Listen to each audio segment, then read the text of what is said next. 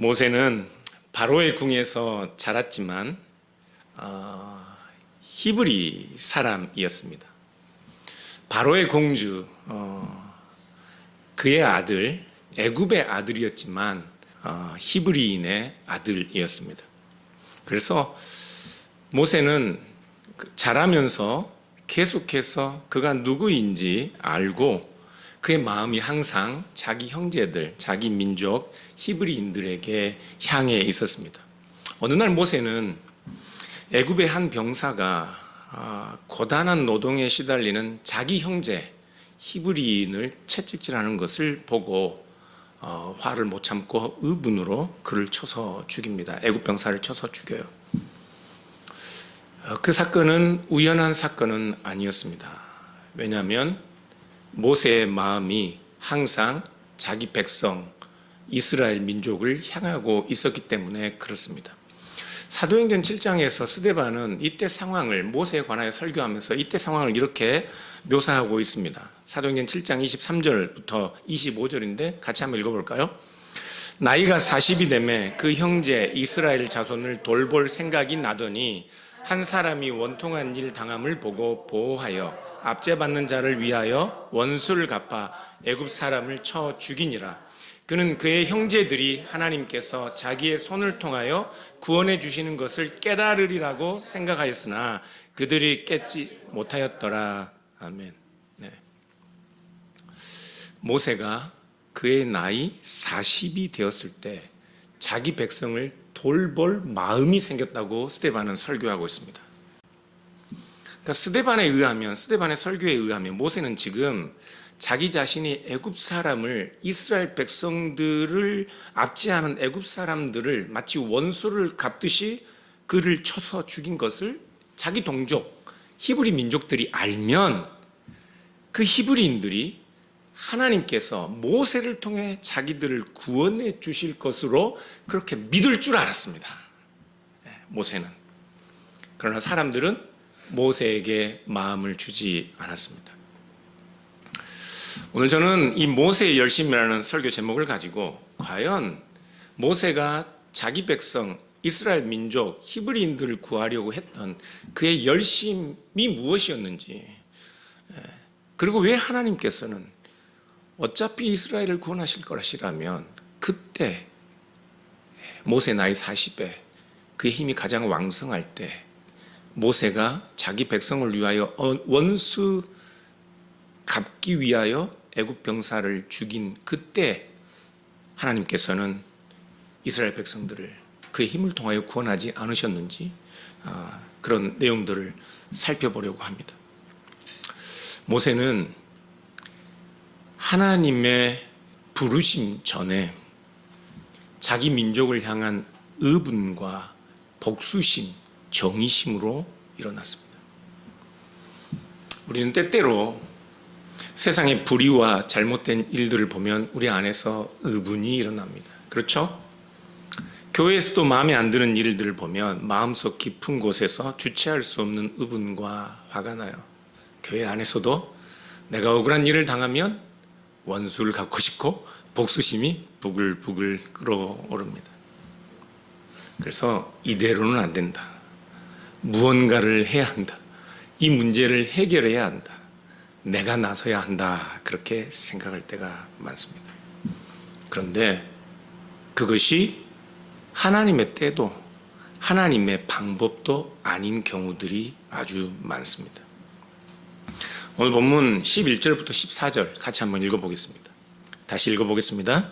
모세가 장성한 후에 한 번은 자기 형제들에게 나가서 그들이 고되게 노동하는 것을 보더니 어떤 애굽 사람이 한 히브리 사람 곧 자기 형제를 치는 것을 본지라. 좌우를 살펴 사람이 없음을 보고 그 애굽 사람을 쳐 죽여 모래 속에 감추니라. 아멘. 모세가 장성한 후라는 말은 마치 모세가 이제는 자기 백성을 위하여 일어날 힘과 능력을 갖춘 때가 되었다는 말처럼 보입니다. 네, 우리 성경 번역 성경에는 나와 있지 않는데 다른 현대어 성경이나 새 번역을 보면 나와 있는데요. 히브리 성경으로 보면 모세가 장성한 후에 이 앞에 세월이 지나서라는 단어가 있습니다. 세월이 지나서. 스데반은 그의 설교 중에 모세가 120년을 살았다고 말해요. 그런데 120년 중에 40년은 애굽에서, 40년은 미디안 광야에서, 그리고 40년은 출애굽한 이스라엘 백성들과 광야에서 살았다고 그렇게 말씀하고 있습니다. 스데반에 의하면 40년의 세월이 지난 거예요. 40년의 세월이 지나 모세가 장성한 후에 이제 모세는 드디어 자신이 자기 민족, 자기 형제들을 구원할 때가 왔다고 생각하고 있습니다. 사람들이 보기에도, 모세 자신이 보기에도 이제 모세는 무언가 하나님의 큰 일, 큰 거사를 치를 만한 힘과 능력이 있는 그런 사람으로 보입니다. 그런 나이처럼 보여요. 그래서 이제 모세는 분연히 일어나 고생당하는, 핍박당하는 억압과 착취 아래 있는 자기 형제들을 돌아볼 마음이 생겨서 자기 형제들을 대신하여 원수를 갚고 복수할 마음으로 애굽의 병사를 죽였습니다. 모세는 애굽에서 배운 사람이었습니다. 왕궁에서 자랐으니 그의 용모는 다른 사람들하고 노예인 자기 형제들, 노예인 자기 백성들 히브리 사람들하고는 분명히 달라 보였을 것입니다. 보기만 봐도 빼어난 용모에 건장한 체격에 모세는 이스라엘 백성들을 구원할 만한 그런 사람처럼 보였을 것입니다. 모세도 그렇게 사람들 앞에 자기 능력을, 자기의 빼어난 용모를 보여주면 애굽에서 자란 그 능력, 그 지혜, 그 힘과 용모를 사람들에게 보여주면 당연히 사람들의 마음을 얻을 수 있을 것으로 생각했습니다. 그들의 편에서 원수를 갚아지면 많은 사람들이 모세를 그들의 영웅, 그들의 구원자로 세울 줄 알았습니다. 그러나 하나님의 시간표에는 모세가 40대 모든 힘이 가장 출중할 때가 아니라 그의 모든 힘이 다 사라진 그의 나이 81대가 하나님이 일하시는 때였습니다. 저도 사실은 그 의분이 많은 사람입니다. 지금도 제 안에는 정의감이 상당히 많습니다. 그래서 다른 사람들에게 쉽게 고개 숙이지 않아서 그게 가끔 저를 힘들게 할 때도 있는데요. 제가 중고등부 교육전수하러 있을 때 저는 정말 제가 모든 것을 다 할 수 있을 것으로 그런 힘과 능력이, 그리고 저 자신에 대한 소망과 기대가 있었습니다. 어느 날 중고등부 아이들이 입시철인데 고3 아이들이 힘이 쭉 빠져서 온 거예요, 교회로. 너희들 왜 그러니? 그랬더니 자기 반에 성적이 자기들보다 뒤에 있던 애가 갑자기 공부도 안 했는데 성적이 많이 올랐다는 거예요. 그래서 그게 왜 어때서? 그랬더니 이 녀석들 하는 말이, 그 녀석의 어머니가 학부모 회장인데 자기 담임 선생님이 시험지를 유출한 것을 학생들이 다 알고 있다는 거예요. 그게 사실이냐? 몇 번을 확인했습니다. 공공연한 사실이라고. 그래서 저는 마치 한국의 모든 잘못된 교육 제도를 바꾸려는 열심으로 한국의 모든 그 부패한 교육 시스템을 응징하려는 열심으로 아이들과 밤에 찌라시를 만들었습니다. 그 담임 선생님과 그 학부모에 관한 이야기를 찌라시로 만들어서 복사해서 아이들을 새벽 일찍 학교에 보내 화장실과 복도에 뿌리게 했습니다. 학교가 난리가 났습니다. 그 선생님은 학교를 며칠 못 나오시고 결국 다른 학교로 정근을 가셔야 했고, 그 담당 그 학생은 결국에는 학교를 다니지 못하고 다른 곳으로 전학을 가야 하는 그런 상황이었습니다. 근데 제가 만일 지금 그런 일을 당한다면 그렇게 하지 않았을 것 같아요. 저는 교장 선생님을 찾아가고 담임 선생님을 직접 만나서 안 되면 교육청에 꼰지르겠다고 협박이라도 하고, 그래도 안 되면 교육청에 가서 이야기를 했을 겁니다. 우리는 때로 우리의 의분과 우리의 정의감, 우리가 옳은 일을 하면 그것이 다 하나님의 방법, 하나님의 의를 이루는 것으로 그렇게 생각할 수 있지만, 그러나 그때가 하나님의 때, 하나님의 방법도 아닐 수 있습니다. 13절부터 15절까지 같이 한번, 14절 같이 한번 읽어보겠습니다. 15절까지. 이튿날 다시 나가니 히브리 사람이 서로 싸우는지라 잘못한 사람에게 이르되 내가 어찌하여 동포를 치느냐 하며, 그가 이르되 누가 너를 우리를 다스리는 자와 재판관으로 삼았느냐, 내가 애굽 사람을 죽인 것처럼 나도 죽이려느냐. 모세가 두려워하여 이르되 일이 탈로 되었도다. 바로가 이 일을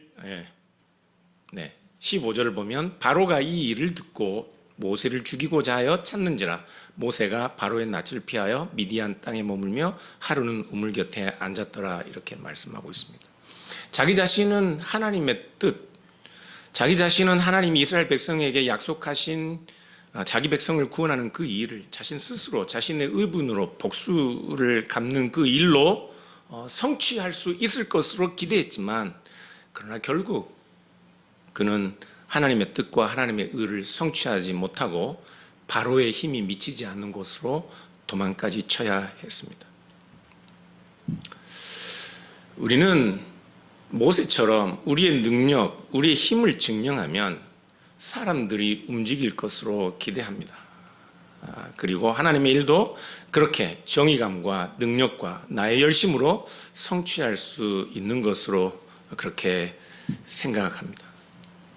저 역시나 그렇게 학생들과 함께 거사를 치루었습니다.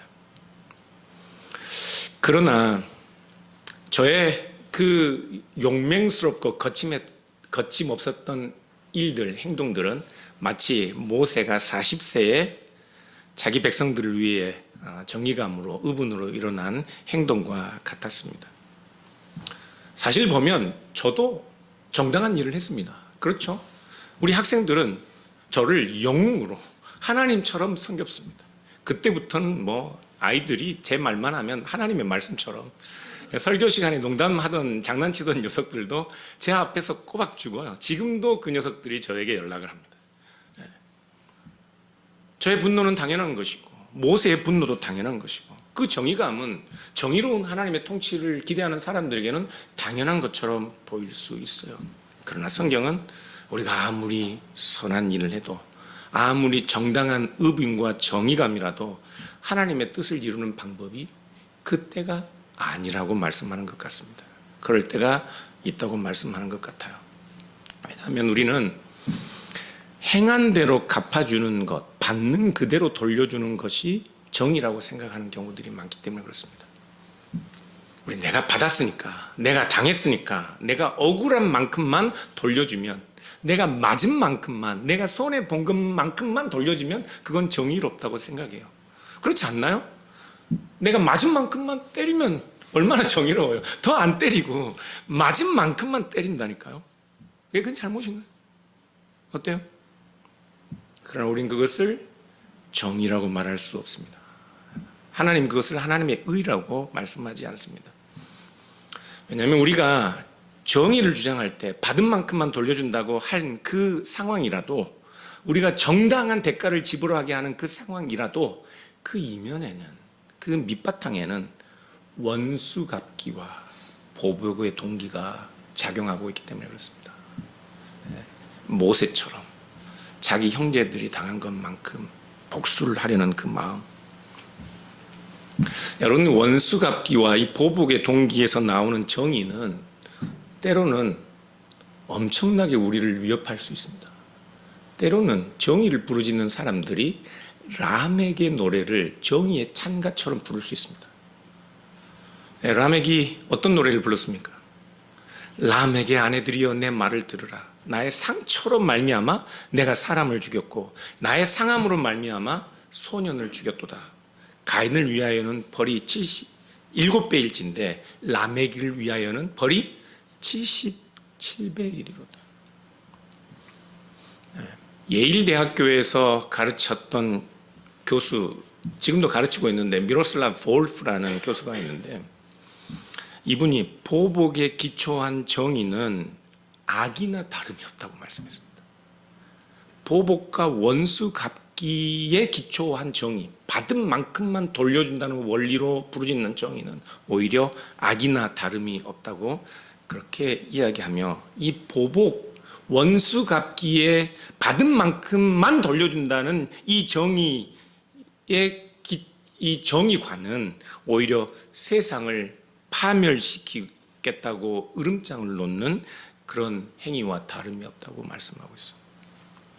원수 갚기, 보복의 행위는 악을 무한대로 증폭시키기 때문에 그렇습니다. 그런데 여러분, 구약에는 눈에는 눈이라고 말씀하고 있잖아요. 그게 구약 성경에서 말하는 정의 같지 않습니까? 눈에는 눈. 그런데 왜 구약 성경에서 눈에는 눈이라고 말씀했을까요? 사람들 안에 주체할 수 없는 원수갚기와 보복의 동기가 작용하고 있기 때문에 눈에는 딱 눈만 갚아라 제안을 하는 거예요. 내가 눈을 다쳤으면 눈을 상하게 해라는 말이 아니라, 눈을 다쳤으면 네가 원수를 갚고자 하거든 눈 이상의 것은 해하지 말라는 이야기라고요. 그런데 우리 주님께서는 구약 성경에서 말씀하는 눈에는 눈만이라는 보복과 원수 갚기의 동기마저도 경고하고 부정하고 있습니다. 우리 주님은 받은 만큼만 돌려줘라도 부정하고 계신다고요. 무슨 말씀인지 아시죠? 내가 이만큼 받았으니 나는 진짜 이만큼만 너에게 돌려주겠다. 우리 주님은 그것도 부정하신다고요. 오늘날 교회에서 신앙생활 하시는 분들은 주님이 이런 말씀이 어떤 의미인지 잘 몰라요. 왜냐하면 우리는 받은 만큼 돌려주는 일에, 아니 내가 받은 만큼 돌려주지 않는 그 일에 너무 어색하잖아요. 어느 교회에서도 어떤 천사 같은 모습으로 이 자리에 앉아서 예배를 드리는 분들도 꼭 받은 만큼은 돌려주려고 하신다고요. 그렇죠? 우리 주님은 이렇게 말씀하셔요. 마태복음 5장 38절 같이 한번 읽어보겠습니다. 또 눈은 눈으로 이는 이로 갚으러 하였다는 것을 너희가 들었으나 나는 너희에게 이르노니 악한 자를 대적하지 말라. 누구든지 내 오른편 뺨을 치거든 왼편도 돌려대며. 43절 또 내 이웃을 사랑하고 내 원수는 미워하라 하였다는 것을 너희가 들었으나 나는 너희에게 이르노니 너희 원수를 사랑하며 너희를 박해하는 자를 위하여 기도하라. 아멘 좀 하십시오. 아멘 좀 하십시오. 교회가 보복과 원수 갚기의 정의는 부르짖는 교회들이 많아서 이 나라 저 나라 동일한 기독교 동방정교회로 하나 된 사람들마저도 우크라이나 러시아가 미사일을 쏘는데 교회 감독들과 주교들은 입을 다물고 있습니다. 서로가 자기 나라의 승리를 위해서 기도해요. 미국은, 이스라엘은. 우리 주님께서는 보복과 원수 갚기의 동기로는 어떤 하나님의 의도, 선도, 하나님의 통치도 이룰 수 없다고 경고하고 있습니다. 마태복음 18장을 보면 베드로는 예수님에게 배운 만큼 예수님에게 자기가 예수님이 뭘 가르치는 줄 알겠어요. 그래서 예수님은 원수 갚기, 구약 성경에서 말하는 받은 만큼 돌려줘라, 받은 만큼만 돌려줘라 하는 그 가르침과는 예수님이 어울리지 않다는 것을 잘 압니다. 그래서 예수님의 수제자답게 예수님에게 용서에 관한 질문을 합니다. 주님, 어떤 형제가 제게 잘못을 했는데 몇 번이나 용서해 주리까? 7번이나 용서해 주면 됩니까? 베드로는 람에게 찬가를 부르는 보복의 정의는 예수님에게는 더 이상, 예수님이 가져오는 하나님의 통치에는 더 이상 통용될 수 없다는 사실을 베드로는 알았습니다. 왜? 예수님은 계속 그렇게 가르쳤으니까요. 그래서 베드로는 당시 랍비들이 가르치는 것보다 훨씬 더 많은 용서의 기준을 예수님에게 질문합니다. 그 당시 랍비들은 3번만 용서하면 된다. 3번만. 우리도 그러잖아요. 3번만 참는다. 3번만. 그런데 베드로는 예수님 앞에 그것도 부족하다고 느낀 거예요.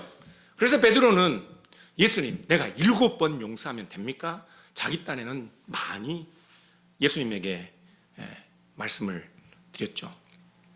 그런데 예수님은 7번뿐 아니라 몇 번요? 7번씩 70번이라도. 그러면 계산해 보니까 77은 49, 490번만 용서하면 되는 게 아니고요. 리밋 없이, 끝 없이 끝까지 용서하라는 말씀입니다. 왜요? 용서를 포기하면 보복의 동기, 원수 갚기에 토대한 정의, 나의 의가 나오기 때문에 그렇습니다. 7번씩 70번은 창세기 4장 24절에 람에게 노래에 나오는 나를 해하고 나에게 죄를 묻는 사람에게는 77배의 벌을 더하리라는 그 77배와 정확하게 대조되는 말씀입니다. 그리스도인들에게는 어느 누구에게라도 이런 람에게 노래로 나에게 상처를 주는 사람을 내가 다시 원수를 갖고 보복을 하겠다는 이런 원리가 통용되지 않는 그런 7번씩 70번이라도 용서하라는 말씀을 주고 계신 거예요. 모세는 하나님의 자기 백성을 구하는 일에 이런 온유함, 이런 사랑이 필요하다는 사실을 깨달아야 했습니다. 비록 원수라도 이 온유함을 배워야 모세는 출애굽한 이스라엘 백성들과 함께 그 불평이 많고 변덕이 심한 이스라엘 백성들과 함께 40년을 광야에서 살 수 있었어요. 만일에 40세에 그 혈기충천한 그의 열심으로 의분에 사로잡혀 원수 갚기와 보복의 동기로 하나님의 정의를 부르짖는 그가 함께 분연히 일어난 이스라엘 백성들과 함께 출애굽했다면 모세는 그의 분과 화를 참지 못하고 그의 정의감에 사로잡혀 자기를 대적하는 많은 사람들을 광야에서 하나님의 엄연한 심판에 그렇게 그들을 정죄하고 말았을 것입니다.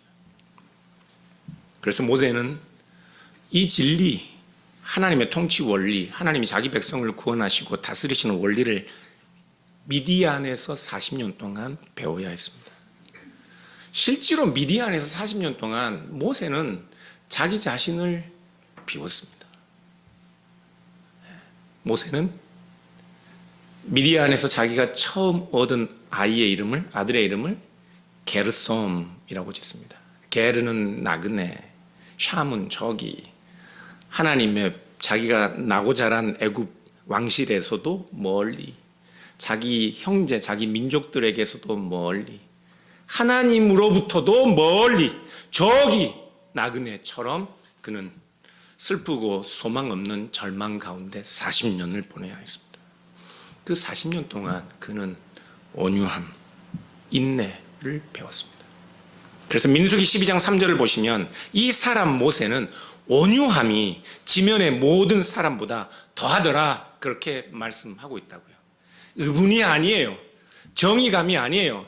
받는 만큼만 돌려준다. 나는 더는 안 돌려줘. 딱 그만큼만 돌려줄 거야.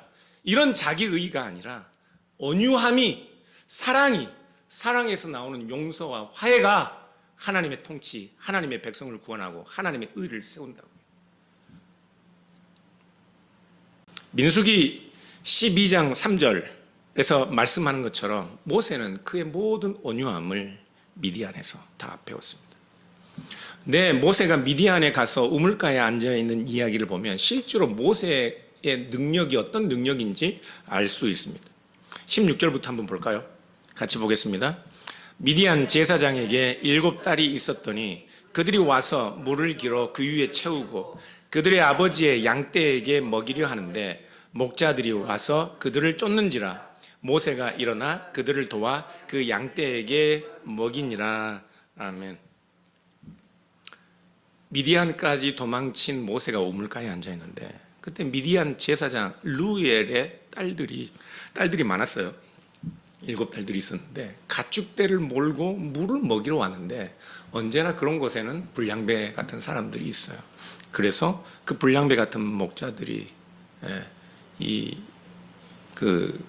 미디안 제사장의 딸들을 괴롭히고 새치기를 하고 그런 곤란한 상황이었는데 모세는 일어나서 그 불량배 같은 목자들을 다 쫓아내 미디안의 딸들, 제사장의 딸들을 도와줍니다.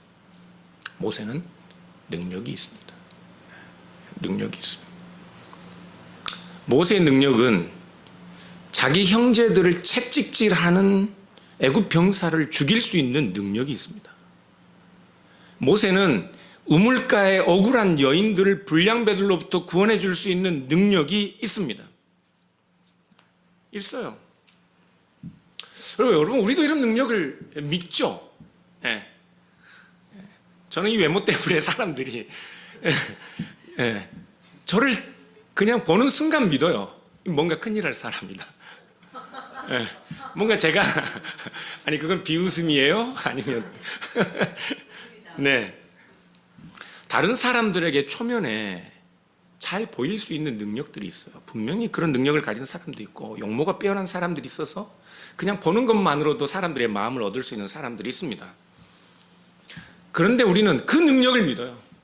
다른 사람들에게 잘 보이는 능력, 다른 사람들이 나를 인정해 주는 능력, 내가 다른 사람들에게 인정받을 만한 능력, 목동들에게서 여인들을 구원해 줄 수 있는 능력, 억울한 사람을 대신해서 복수를 해줄 수 있는 능력, 그런 능력, 그런 힘으로 우리는 하나님의 일도 할 수 있는 줄로 생각한다고요.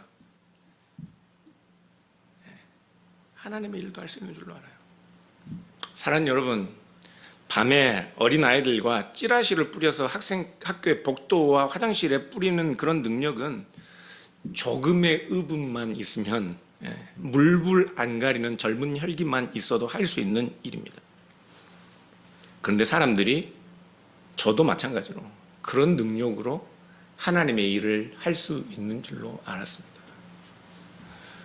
그래서 사랑하는 여러분, 하나님의 일은, 하나님의 통치는, 하나님의 의는 우리에게 있는 다른 사람들에게 인정받을 만한 그런 능력과 힘으로 할 수 없습니다. 하나님의 일은 하나님의 능력으로만 할 수 있습니다. 하나님의 일은, 하나님의 의는 하나님께서 주시는 은사로만 할 수 있습니다. 하나님께서 주시는 은혜로만 할 수 있습니다. 하나님의 일, 하나님의 능력은 모세처럼 미디안 광야에서 자기 자신 스스로에게 절망하는 사람들, 자기의 절망 가운데서, 자기의 무능함 가운데서 오히려 하나님만이 참된 능력이고 하나님만이 참된 소망이라는 사실을 깨닫는 사람들만이 하나님의 일을 할 수 있습니다. 그래서 하나님의 일을 하는 사람들, 하나님에게 일을 부여받는 사람들은 누구나 다 하나님 앞에서 절망하는 사람들입니다.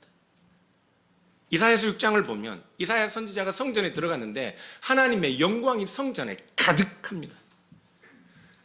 그 신비로운 광경을 보며 그 순간 이사야 선지자의 입에서 터져 나오는 탄성, 그것은 자기 자신에 대한 절망이었습니다. 오라 나여, 화로다 나여, 망하게 되었도다. 내가 입술이 부정한 사람이요, 입술이 부정한 사람들 중에 거주하면서 만군의 여호와의 신 왕을 배웠도다. 내가 입술이 부정한 사람이며 입술이 부정한 사람들에 거하면서 만군의 하나님, 만군의 여호와 참된 왕이신 하나님을 내가 배웠다. 이런 자기 자신에 대한 부정, 자기 자신의 연약함, 자기 자신에 대한 절망이 있어야 천사들이 제단에서 숯불을 가져다가 그 입술에 대며 보라, 이것이 내 입에 닿았으니 내 악이 제하여졌고 내 죄가 사하여졌다라는 음성을, 하나님의 말씀을, 하나님의 위로를 얻을 수 있습니다. 자기 자신에게 절망하지 않으면 여전히 내 안에 있는 힘, 나 안으로부터 나오는 어떤 힘을 가지고 하나님을 섬기려 하고 내 삶을 지탱하려고 한다면 우리는 천사가 우리 입술에 갖다 대는 숯불의 경험을 할 수 없습니다.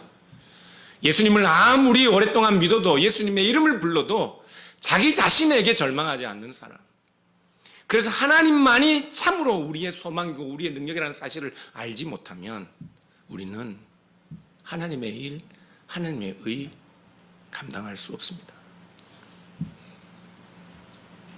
바울은 로마서 7장 24절에서 이렇게 고백합니다. 오라 나는 곤고한 사람이로다. 이 사망의 몸에서 누가 나를 건져내려. 이 본문을 가지고 바울이 예수님을 믿기 전이냐 예수님을 믿은 후냐 그렇게 해석이 분분하기도 하지만 바울은 자기 자신을 어떤 상황이든지 예수님을 믿기 전이든지 예수님을 믿은 후라도 자기 자신을 하나님 앞에서는 오라 곤고한 사람이로다. 이 사망의 몸에서 누가 나를 건져내라 고백할 수밖에 없는 자기 절망을 가지고 있었던 사람이라고. 자기 자신에게 절망해야 로마서 7장 26절 이하에 우리 주 예수 그리스도로 말미암아 하나님께 감사하리로다 이런 찬양을 할 수 있는 거예요. 자기 자신에게 절망해야 로마서 8장 1절 이하에 그러므로 이제 그리스도 예수 안에 있는 자에게는 결코 정죄함이 없나니 이는 그리스도 예수 안에 있는 생명의 성령의 법이 죄와 사망의 법에서 너를 해방했음이라 하는 이 찬송, 이 믿음의 찬가, 은혜의 찬송을 부를 수 있는 겁니다. 사랑하는 여러분, 여러분은 여러분에게 절망하십니까? 여전히 여러분 안에 여러분이 가진 힘, 여러분의 의지에게 여러분의 소망을 두고 사십니까? 여러분들에게 그냥 힘 다 빼고 그냥 세상 모든 사람들 앞에서 주눅든처럼 사람처럼 살아가라는 그런 말 아닙니다. 우리가 모세처럼 40세에 모든 이 세상의 불의한 것들을 다 내 힘으로 해결할 수 있을 만한 그런 힘과 능력과 권세를 가진 자리에서라도 우리가 우리 자신들에 대하여는 하나님 앞에 절망할 수 있는 자라야 한다는 걸 말씀드리는 거예요. 우리가 하나님 앞에 절망하지 않으면 결코 하나님이 우리를 통해 이루시는 건져냄을 받은 자를 건져내는 자로 만들어 우리를 통해 이 세상의 죄와 흑암 가운데 있는 사람들을 건져내시는 그 일에 우리가 결코 수종될 수 없습니다. 그러므로 사랑하는 여러분, 자기 힘이 아니라 자기 능력이 아니라 자기 의지가 아니라 하나님을 의지하는 자리로 내려올 수 있기를 주님의 이름으로 축복합니다. 자기 자신에게 좀 절망해 보십시오. 절망은 언제 하는지 아세요? 갈망이 있어야 절망이 있습니다.